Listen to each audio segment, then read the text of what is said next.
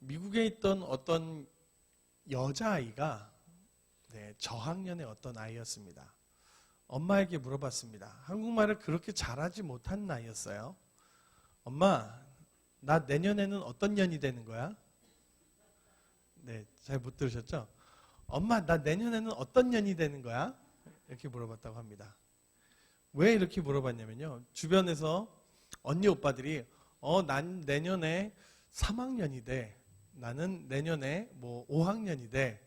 이렇게 하다가 이 어린이가 나도 몇 학년이 되는가, 몇 학년을 잘 몰라서 어떤 년으로 이렇게 이야기한 겁니다. 엄마, 나는 내년에 어떤 년이 돼? 네, 그렇게 물어봤다고 합니다. 네. 여러분은 어떤 분이 되길 원하십니까? 어떤 분이 되길 원하세요? 예수 그리스도를 닮는 분이 되기를 원합니다. 네, 예수 그리스도를 닮는 분. 예수 그리스도를 믿을 때요, 우리는 예수 그리스도를 닮아갈 수가 있습니다. 안 믿으면 닮을 필요가 없잖아요. 그렇죠? 저기 바깥에 예수님 안 믿는 사람이 저 예수님 닮고 싶습니다. 이렇게 이야기하나요? 아니죠. 예수님을 믿는 우리가 예수님을 닮고 싶어하는 것입니다. 그렇다면 우리는 정말 예수님을 믿고 있습니까? 아멘이라고 대답을 하셔야죠. 여기서는. 그렇죠?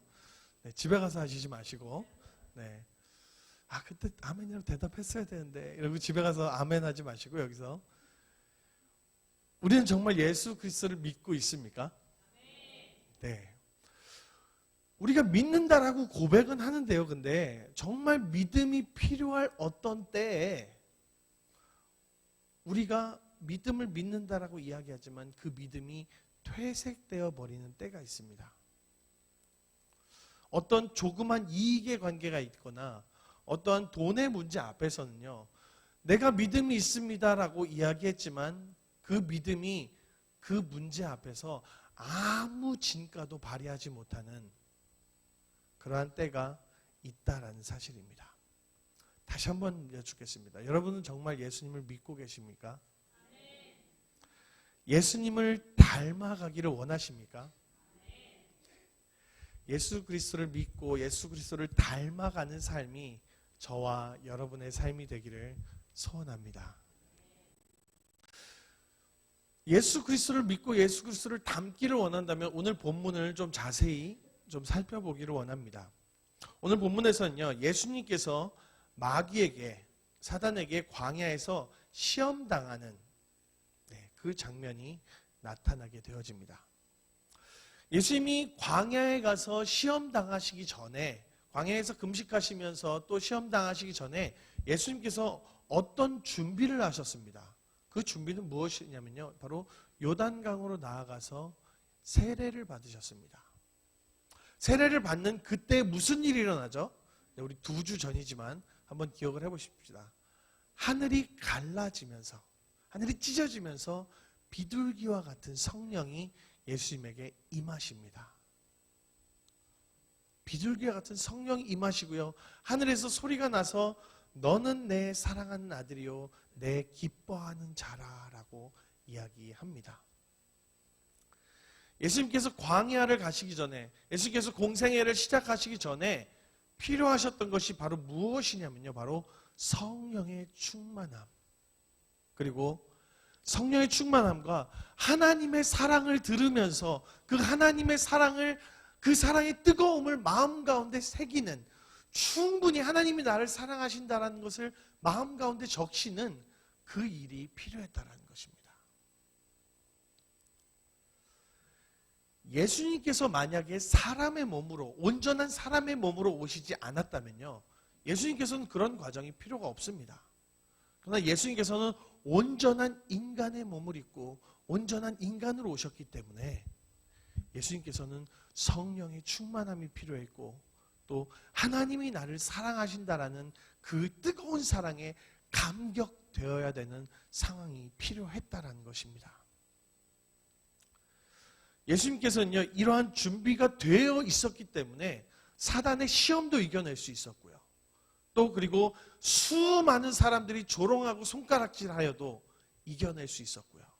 그리고 십자가에 못 박히시는 그 하나님 예수님의 사역의 길들을 걸어가실 수 있었다라는 사실입니다. 예수님도 이렇게 필요하신데 우리는 어떨까요? 하나님이신 예수님이 이 세상에 오셔서도 성령의 충만함과 하나님의 그 사랑이 간절히 필요했는데 피조물된 인간된 우리는 어떻겠습니까? 우리에게도 마찬가지로 성령의 충만함이 필요하다는 사실입니다. 하나님이 우리를 사랑하신다는 사실을 우리 마음 깊이 가득히 새기며 살아가는 것이 필요하다는 사실입니다. 하나님이 나를 사랑하신다라는 확신이 없으면요, 우리는 이 세상 가운데 승리하며 살아가기 어렵다라는 사실입니다. 이 세상이요, 참 안타깝습니다. 그렇죠? 안타까운 이유가 참 많이 있어요. 이 세상이 죄를 지어서도 안타깝고요, 타락해서도 안타깝고 너무나 많은 것들이 안타까워요. 그런데 진짜 안타까운 게 뭐냐면요, 우리 안에 성령의 충만함이 있는가? 이 세상에 살아가는 우리가 이 세상의 가장 중심되게 주인의 역할로서 정복하고 다스리며 살아가야 되는 우리가 성령의 충만함을 가지고 살아가는가? 하나님의 사랑을 마음 가운데 새기면서 감사함으로 그 풍성한 은혜 가운데 살아가고 있는가? 그것을 우리가 한번 생각해 봐야 된다는 것입니다. 목회자들의 세계에서는요, 이런 일들이 있을 수 있습니다. 내가 성령 충만하지 않아도 내가 잘 준비해서 설교를 했더니 성도들이 은혜를 받고 좋아하더라.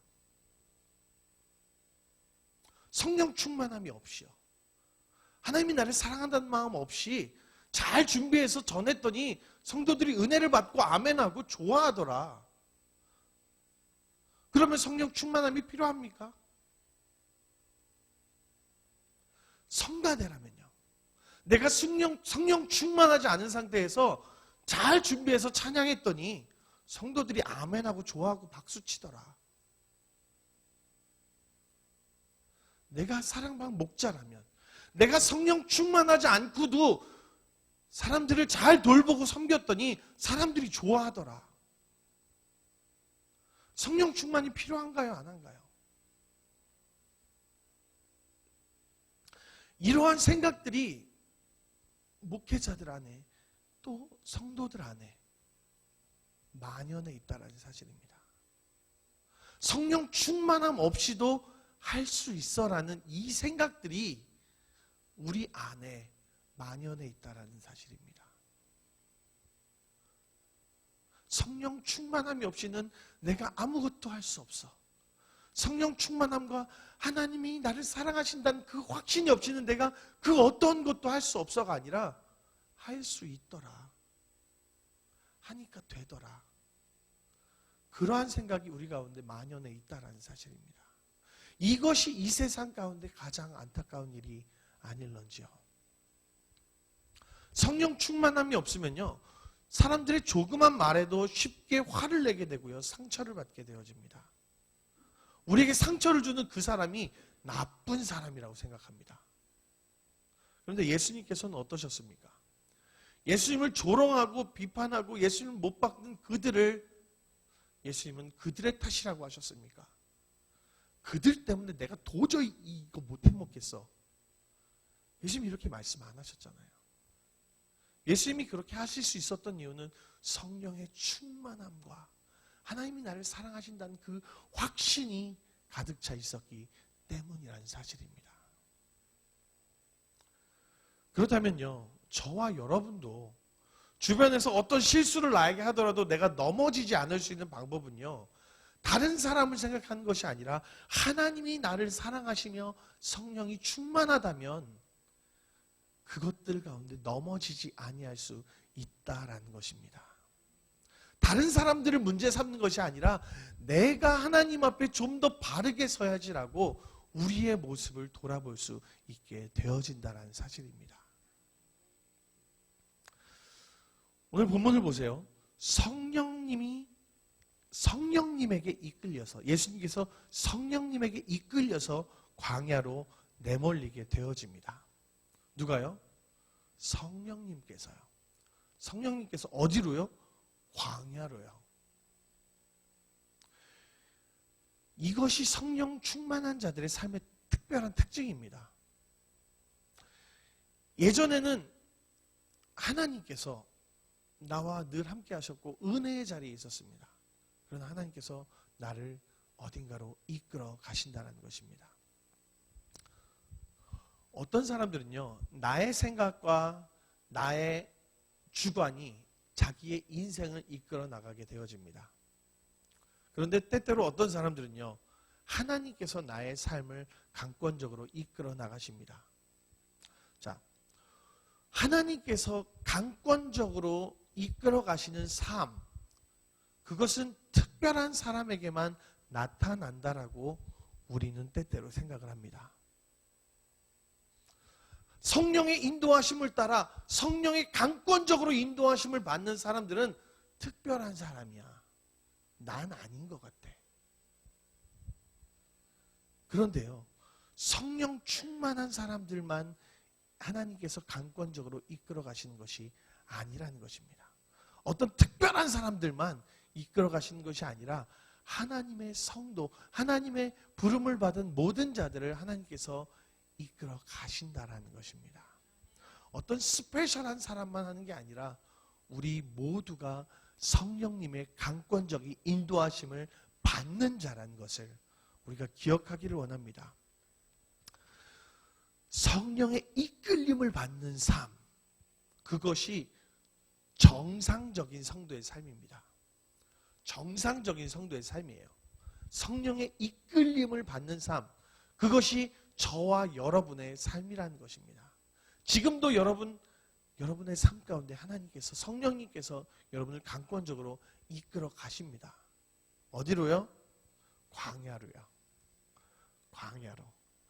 요단에 있었는데, 요단은 좋았잖아요, 그렇죠? 요단은 비둘기같이 성령이 임하고 하나님이 넌 내 사랑하는 자야 라고 했는데, 그곳에서 은혜의 자리에서 떠나서 아무것도 없는 광야로 내보내신다라는 것입니다. 왜요? 이유가 있기 때문입니다. 광야에 가서 해야만 될 사명이 있기 때문입니다. 예수님에게는 그 사명이 무엇이었을까요? 광야에서 예수님께서 성취해야 될 사명은요, 바로 아담으로서의 역할이었습니다. 두 번째 아담으로서의 역할이었습니다. 첫 번째 아담은 어땠나요? 첫 번째 아담은 에덴 동산에서 즐겁게 살았었습니다. 그런데 사단이 나타나죠. 사단이 나타나서 선악과를 따먹으라고 유혹합니다. 시험을 줍니다. 그 시험에 첫 번째 아담은 무참히도 패배하고 말아집니다. 그래서 아담의 후손들인 사람들은요, 죄 가운데 거하게 되어집니다. 예수님께서 오셔서요, 두 번째 아담으로 오셔서 첫 번째 아담을 넘어뜨린 그 사탄과 다시 한번 대결을 하시는 겁니다. 사탄, 다시 한번 붙자. 자, 붙으셔서 무엇을 하시는 겁니까? 사단의 시험을 깨 부수십니다. 그리고 죄 가운데 거하고 있는 우리 인간들을, 인생들을 다시금 죄 없는 곳으로 이끌어 가시는 사역들을 하시는 것입니다. 예수님께서 광야에 가셔서요, 40일 동안 굶주리게 되어집니다. 40일 동안 굶주리게 되어지고 또 시험을 받게 되어집니다. 첫 번째 시험이 무엇인가요? 네가 만일 하나님의 아들이거든 이 돌들을 명하여 떡이 되게 하라. 네. 어떻게 생각하면요, 사단이 자, 시험 문제를 냈습니다. 자, 이걸로 돌로 떡덩이를 만들어 보세요. 자, 그러면 사단하고의 시험에서 이기는 거는 떡보다 더 멋진 막 3단 케이크를 만들어 가지고, 야, 한번 봐라. 한 번만 보여준다. 두 번 보여주는 거 아니야. 잘 봐. 내가 떡이 아니라 3단 케이크를 만들어 볼게. 짜잔. 만드는 게 더 잘하는 것이라고 생각할 수도 있어요. 그런데 예수님께서 떡을 만들지 않으셔요. 그리고 그 시험에서 이기십니다. 왜 떡을 안 만드는 게 이기는 게 될까요? 보통 이 시험을 하나님의 능력을 시험한다라고 보통 착각을 합니다. 사단이 예수님 너 능력 있으면 한번 능력을 해봐봐 라고 예수님의 능력을 시험한다라고 생각하는데 절대 아니에요. 귀신들도 예수님께 능력이 있음을 압니다. 사단은요, 누구보다 예수님이 능력이 있음을 알고 있습니다. 능력을 시험하는 것이 아니에요. 네가 만일 하나님의 아들이거든 여기에 포인트가 있는 겁니다. 네가 만일 하나님의 아들이거든. 자, 사단이 이렇게 이야기하고 있는 겁니다. 예수야, 너 하나님의 아들이잖아. 너 하늘 보좌 다 버리고 이 세상에 내려왔잖아. 너 내려와서 엄청난 일을 할 거잖아. 근데 왜 지금 여기서 이러고 있어? 왜 40일 동안 굶고 있어? 야, 너 대단한데 하나님이 너한테 실수한 것 아니야?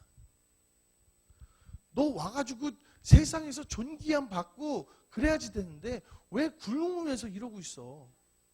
하나님이 너한테 실수하시는 거야 지금.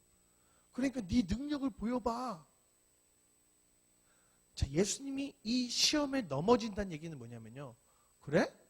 하나님이 나를 이렇게 생각해? 좋아, 나도 능력이 있어. 사단 편에 서게 되는 겁니다. 이게 우리 안에도 있어요. 대부분이 김씨기 때문에 김집사야. 너 교회를 사랑하고 섬겼잖아. 근데 하나님이 너한테 너무 하시는 것 같아. 교회가 너한테 너무 하는 것 같아. 자, 그럼 어디 쓰라는 겁니까? 반대편에 쓰라고 하는 겁니다. 하나님이 너한테 실수하고 있는 거야. 그래? 하나님이 그런 분이란 말이지. 하나님 이거 안 되겠는데? 내가 뭔가를 좀 해야겠는데? 그 시험이라는 겁니다. 아담한테도 똑같이 얘기했어요. 아담아, 저 열매 얼마나 예뻐. 선악과 보암직하고 먹음직하잖아. 근데 하나님이 너를 만들어 놓고 저 보암직하고 먹음직한 거를 못 먹게 하셔? 아유, 하나님 너무하시자. 하나님 너를 귀하게 여기지 않는 거야. 하나님 진짜 너무하시다. 아담 잘 생각해봐. 저거 먹으면 하나님처럼 될 수 있어. 그래? 하나님 나한테 좀 너무하신데? 내가 뭘 좀 해봐야겠는데? 하나님의 반대편에 서게 되어지는 것이라는 것입니다. 사단의 말에 동조하게 되어지면서 하나님의 반대편에 서게 되어지는 것이 이 시험의 핵심이라는 것입니다. 돌을 그냥 떡덩이가 만들게 하는 게 다가 아니에요. 하나님을 적으로 돌리라라고 시험하고 있다는 것입니다.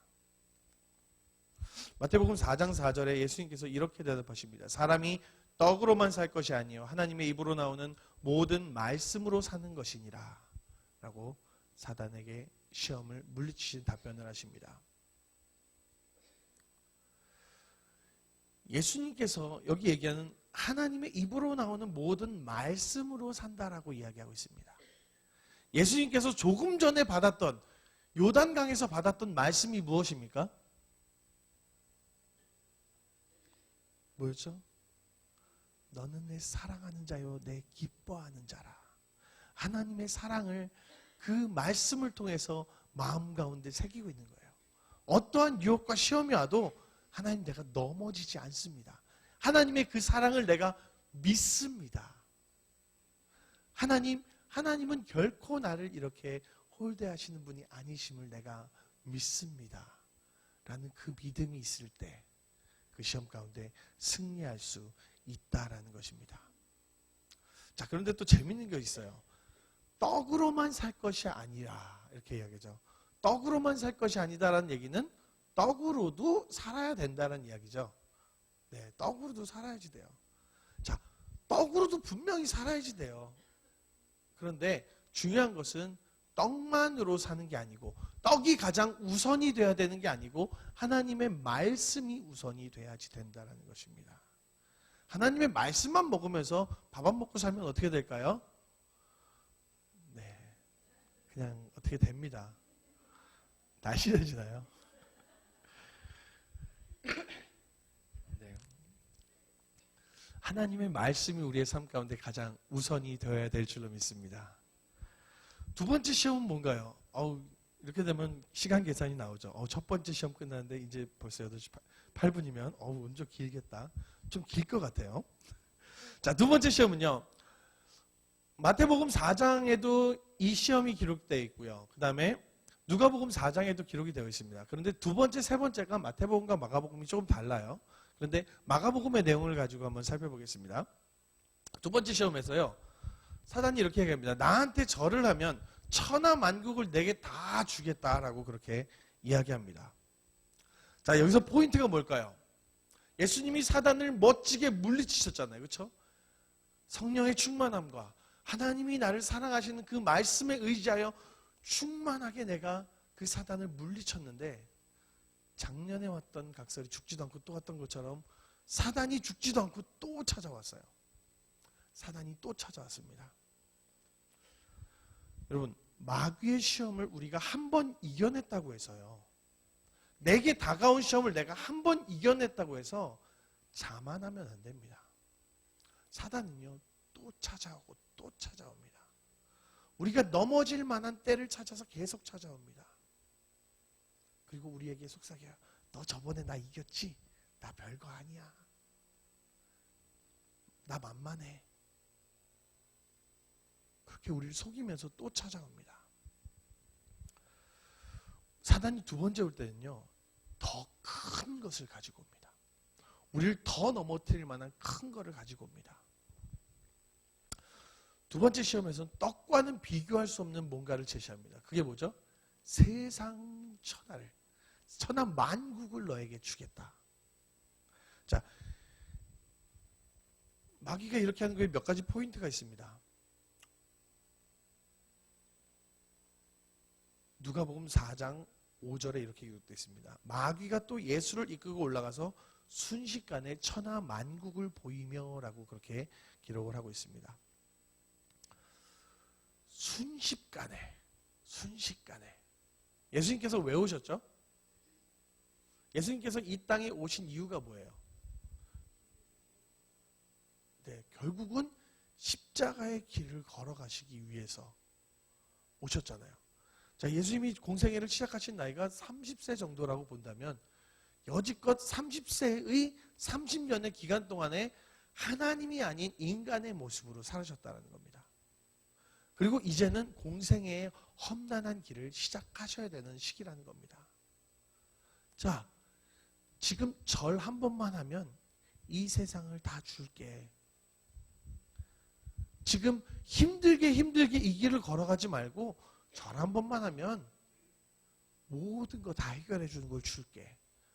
굳이 고난의 길, 험난한 길 걷지 않아도 돼라고 사단이 속삭이고 있다는 겁니다. 어떻게 해요? 순식간에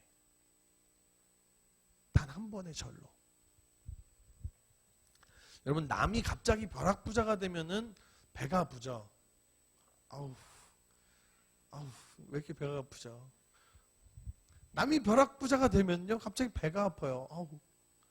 그런데 우리는 어떻게 생각합니까? 나도 돼봤으면. 나도 벼락부자가 돼봤으면. 벼락부자라는 얘기 뭡니까?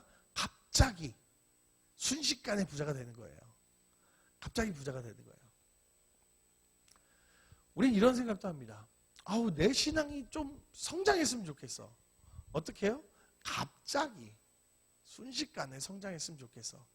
어떤 거 없이 좀 기도도 안 하고 좀 말씀도 안 보고 그냥 내 믿음이 좀 성장했으면 좋겠어.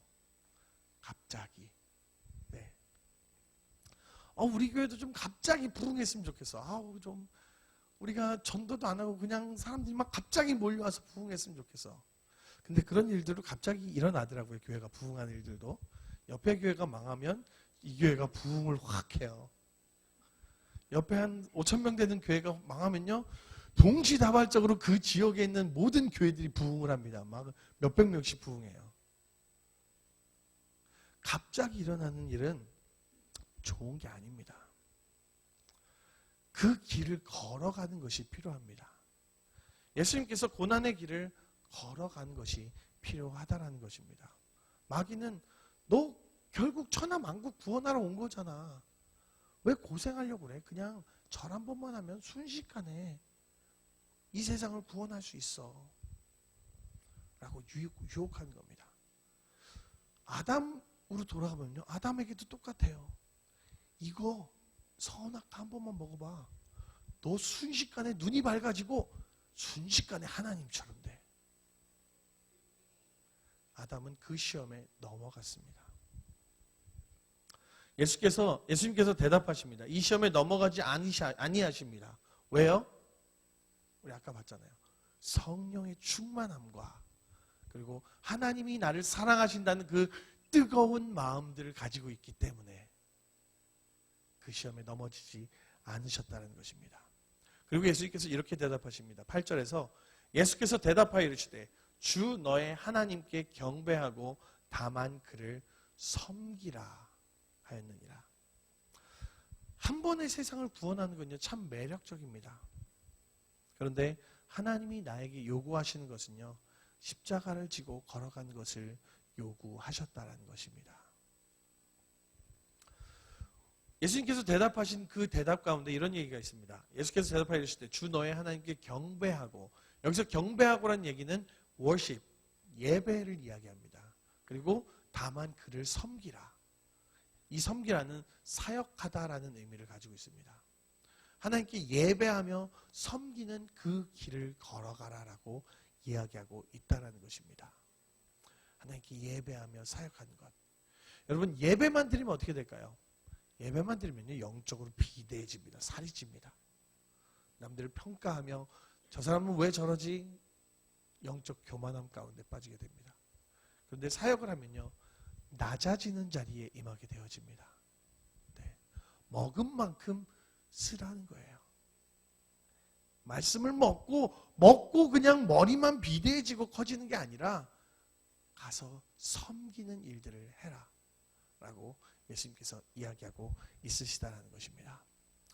작년에 왔던 각설이가 죽지도 않고 사단이 또 찾아옵니다. 아우, 지긋지긋해요. 그죠? 지금 우리에게도 맨날 찾아오잖아요. 그렇죠? 집에 돌아가는 길에도 찾아올 거예요. 예배 마치고 가는 길에도 또 찾아올 거예요. 또 찾아와서 또 이럽니다. 예루살렘 성전 꼭대기에 예수님을 세우고 네가 만일 하나님의 아들이거든 여기서 뛰어내리라. 높은 곳에 데리고 올라갑니다. 그리고 뛰어내려라. 네가 만일 하나님의 아들이거든 이라고 유혹하면서 뛰어내리라고 이야기합니다. 여러분, 높은 곳에 올라가면요, 밑을 내려다볼 수 있게 되어집니다. 높은 곳에 올라가면 좋을까요? 안 좋을까요? 좋아요? 네. 높은 곳에 마음을 두는 일은 필요합니다. 그렇죠? 높은 곳에 마음을 두는 것은 필요하나 우리가 높아지려고 하는 것은 아니라는 사실입니다. 높은 곳에 마음을 두되 마음은 또 낮은 곳에 거해야 된다는 사실입니다. 여러분 가운데 혹 높은 곳에 계신 분들이 계십니까? 더 많이 기도하셔야지 됩니다. 남들보다 더 많이 가지고 계십니까? 더 높은 자리에 있으십니까? 더 많이 기도하고 더 많이 하나님 앞으로 나아가는 노력이 필요합니다. 우리의 마음은 항상 낮은 곳에 그렇게 거하기를 원합니다. 자, 오늘 다시 본문으로 돌아가면요, 13절에 광야에서 40일을 계시면서 사단에게 시험을 받으시며 들짐승과 함께 계시니 천사들이 수종들더라. 자, 말을 조금 바꾸면요, 40일을 계시면서 사단에게 시험을 받으신 것을 마치시고 뭐 이렇게도 볼 수가 있는데, 그러고 난 이후에 어떻게 됩니까? 그 묘사를 지금 마가가 아주 재밌게 하고 있어요. 들짐승과 함께 계시니. 들짐승과 광야에서 함께 계시는 겁니다. 들짐승과 함께 계시니 그 다음에요. 천사들이 수종들더라. 어떤 모습일 것 같습니까? 굉장히 아름다운 모습일 것 같지 않나요? 들짐승이 있고요. 천사들이 수종드는, 마치 무엇으로 돌아간 것 같습니까? 에덴 동산으로 돌아간 것 같지 않습니까? 두 번째 아담으로서 그 역할들을 잘 감당하셔서 세상을 다시 아름답게 만드셨다는 것을 보여주고 있다는 것입니다. 시험에 이겼더니요, 광야가 어떻게 변했냐면요, 에덴 동산같이 그렇게 변해집니다. 시험을 어떻게 이기셨나요? 말씀을 정리하겠습니다. 시험을 어떻게 이기셨죠? 성령의 충만함과 하나님이 나를 사랑하신다는 그 사랑으로 마음을 뜨겁게 했을 때 승리하셨음을 보게 되어집니다. 우리 믿음의 선조들이 이런 찬양을 만들었습니다. 높은 산이 거친 들이 초막이나 궁궐이나 내 주 예수 모신 곳이 그 어디나 하늘나라. 우리가 있는 그곳이 하늘나라가 될 수 있다는 사실입니다. 우리가 있는 그곳이 우리가 성령 충만하고 하나님의 사랑을 가득 받아서 기쁨과 감사가 넘치면 우리가 있는 그곳이 하늘나라가 되어진다는 사실입니다. 예수 그리스도와 날마다 동행하는 우리의 삶이 되기를 원합니다. 다시 한번 질문하겠습니다. 정말 여러분은 예수님을 믿고 있습니까? 예수 그리스도를 믿고 예수 그리스도를 닮아가는 삶이 저와 여러분의 삶이 되기를 소원합니다. 성령의 충만함과 하나님의 사랑으로 가슴을 뜨겁게 적셔서 하나님과 동행하며 하나님을 닮아가는 우리의 삶이 되기를 주님의 이름으로 축원합니다. 기도드리겠습니다. 사랑의 아버지 하나님 감사합니다. 우리를 사랑하신 하나님, 우리가 하나님을 닮기를 원합니다. 우리가 하나님의 모습을 닮아가기를 원합니다. 하나님, 우리의 마음 가운데 성령의 충만함이 넘쳐나게 하시고 또 하나님의 사랑으로 우리의 가슴이 늘 뜨겁게 하여 주시옵소서. 우리에게 다가오는 모든 시험 가운데 우리가 승리하게 하시고 우리가 있는 그곳이 하나님의 나라가 되게 하여 주시옵소서. 우리가 더 이상 죄 가운데 거하며 사단의 편에 서지 않도록 하나님 우리와 함께 하시고 역사하여 주시옵소서. 감사드리며 예수님의 이름으로 기도드립니다.